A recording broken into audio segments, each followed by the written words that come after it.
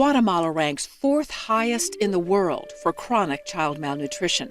1 out of every 2 Guatemalan children under the age of 5 is chronically malnourished, so physically and mentally, their growth is stunted. But here in Sepamac, it's worse. 70 to 80% of the children are chronically malnourished. The same morning, Project Indiana linemen worked to electrify the village school. Dr. Guillermo Sanchez brings a team of nurses and nutritionists from Guatemala City to screen babies for malnourishment, getting them into the national database for the first time.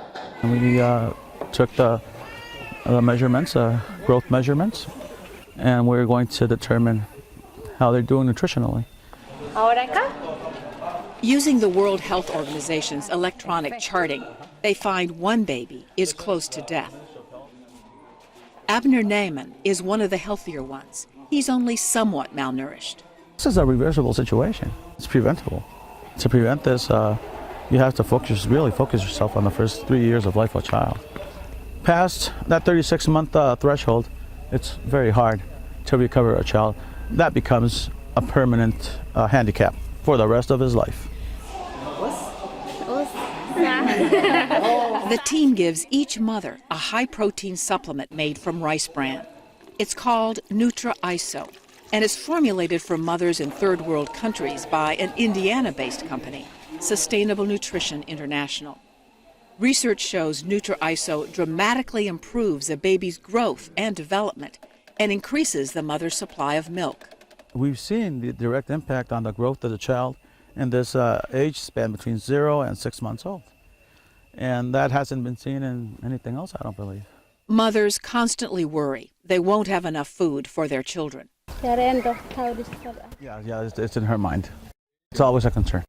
Elvira says they eat eggs or meat only 1 meal a week. The rest of the time it's tortillas filled with greens. Most families in Sepamac live like this, on a subsistence diet of corn and hardly any protein.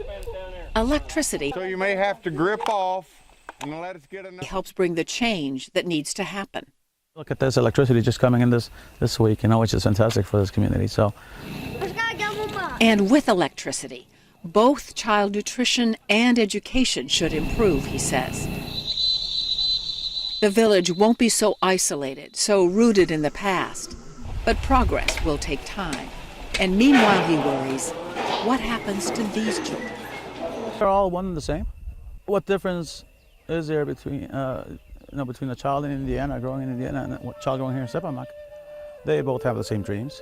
Why shouldn't we, the ones that were lucky enough to be born under different circumstances, why shouldn't we be able to try to help the children of those that weren't so fortunate?